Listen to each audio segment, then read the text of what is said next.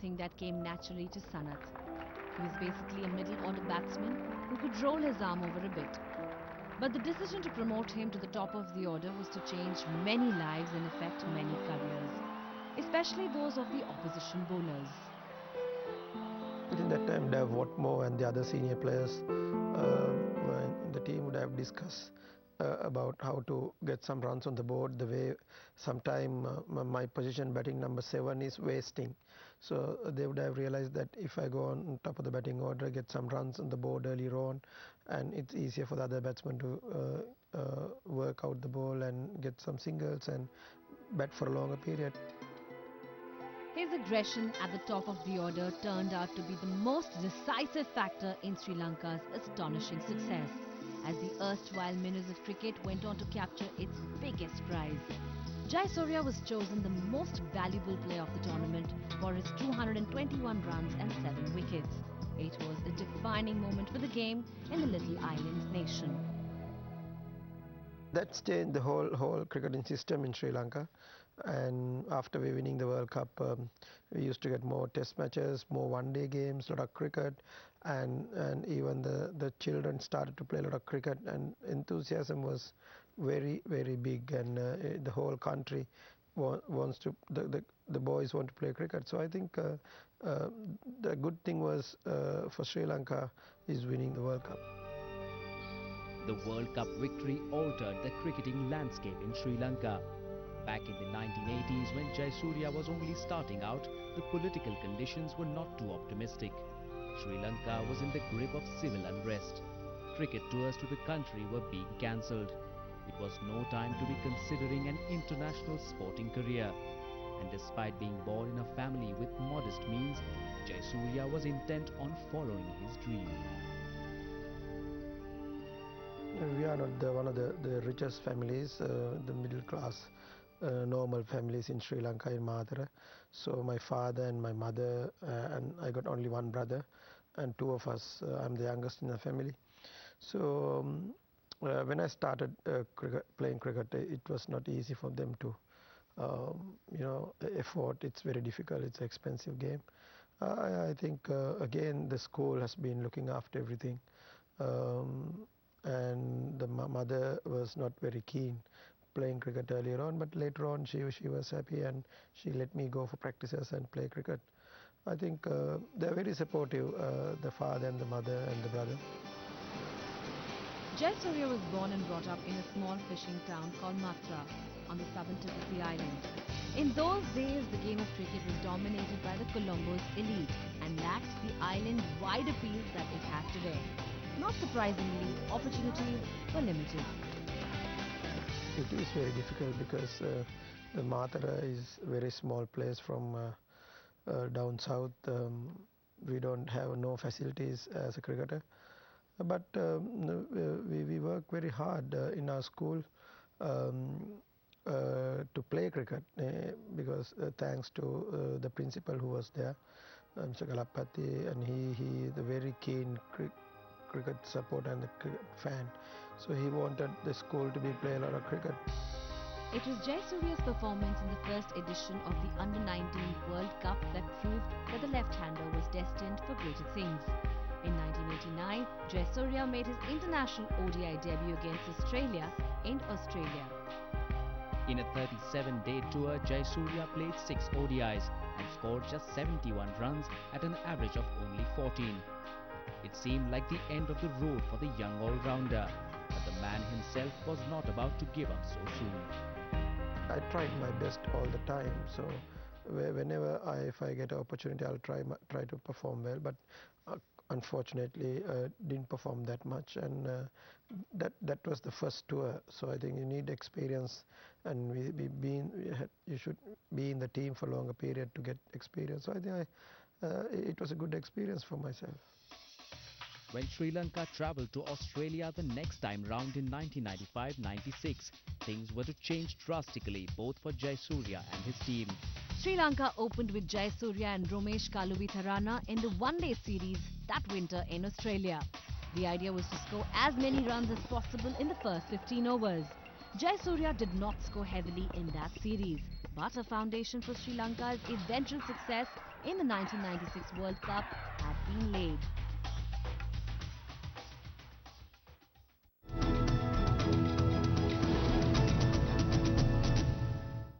After some weaknesses were exposed against India, Australia will be anxious to bounce back and show the world that they're not on the slide when they meet their closest rivals, South Africa. In contrast, South Africa are brimming with confidence, having not lost a series since their tour of Sri Lanka in 2006. The scene is set for a raw, merciless and unrelenting contest between the two cricket giants. Watch the action live of Australia versus South Africa, first test on Cricketplus.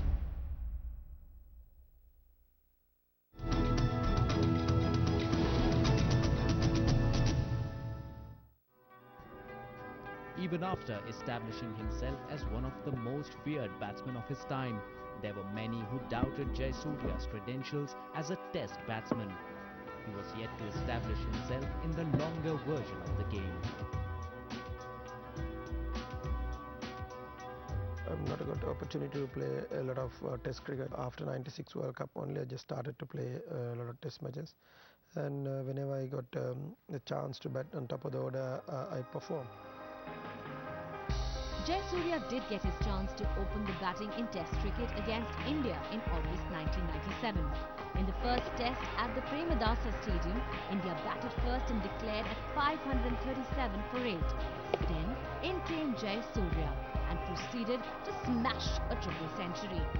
At the end of the fourth day, Jayasuriya had forged the world record partnership of 576 runs with his good friend Roshan Mahanama and remained unbeaten on 326. On the fifth and final day of the test, Brian Lara's individual record score of 375 beckoned Jayasuriya. I think everybody was talking previous night about the record and calling me, and so that was in Sri Lanka. Everybody wants to get that world record, but still I have never played for records, so I enjoy my 340. I'm very happy with that. On that heady day at the Premadasa, Jayasuriya missed out on the record but surely kept his date with greatness. So remarkable was his innings that India's captain and a modern great himself, Sachin Tendulkar, put Jayasuriya in the league of the great Don Bradman. There was more recognition to come Jayasuriya's way when he was selected as the Wisden Cricketer of the Year in 1997. The Bible of cricket gave him the ultimate recognition. Within a year of his epic 340 against India, Jayasuriya scored a double century against England at the Oval. In August 1998, England batted first and amassed 445 runs in their first innings. It was expected that the Lankan batsmen would cave in under English conditions and in the wake of such a huge total. However, against everybody's expectations, the Lankan Lions came hard at the English bowlers. Starting at 79 for 1 on day 4, Sri Lanka finished the day on 446 for 3 and eventually on 591, taking a lead of 146. Jayasuriya stroked 213 in 346 minutes on 278 balls with 33 fours and a 6. His 213 emphasized the fact that this powerful left-hander was as dangerous abroad as he was at home. Muralitharan then took 9 English wickets in an innings as England were bowled out for 181. Sri Lanka scored 35 runs needed for victory without losing a wicket. This was one of the most important overseas wins for Sri Lanka, and Jayasuriya played a pivotal role in achieving that victory.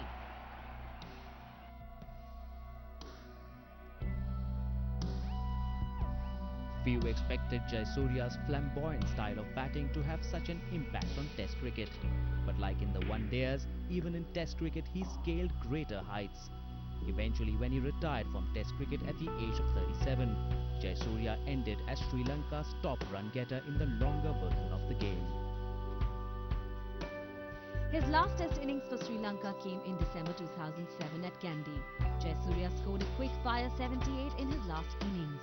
That innings will be remembered the most for Jayasuriya hitting English bowler James Anderson for 6 boundaries in an over. This is where he's dangerous. Nick, all dropped. Thick outside edge goes high. for here. Steered away, backward of point. Wide third man. 4 more. He's on the charge, Jayasuriya. He's got the taste. Brings the crowd alive. Jayasuriya moves on to 50, 51. We've had 5 boundaries in this over. Hit that 6. Classy play. Jayasuriya, he is dangerous.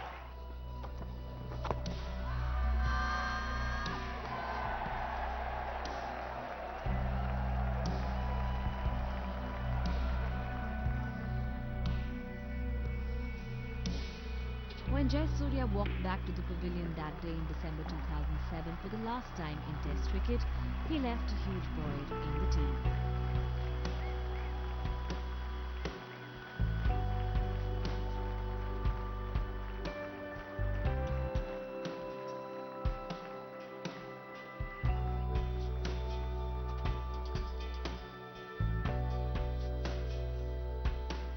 Definitely we're going to miss him, but I think he went on his own terms and it was brilliant, and you could see that he was happy and everything, and to leave a legacy like that was brilliant. And it's amazing for a lot of us. He's been a role model, and when I came into the side he was a senior player and who guided most of us youngsters through this system, so a lot of credit to him, and I wish him all the very best.